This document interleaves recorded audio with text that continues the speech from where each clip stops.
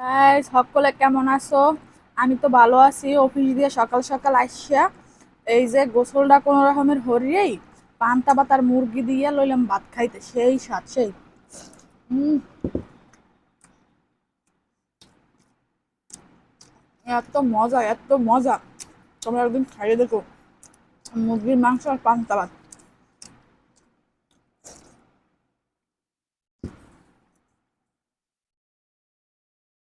কোনো কথা হবে না, খালি খাওয়ানোর। আর প্রচুর ক্ষুধা, প্রচুর। লোকমাগুলো তো এবার সেই বড় বড়।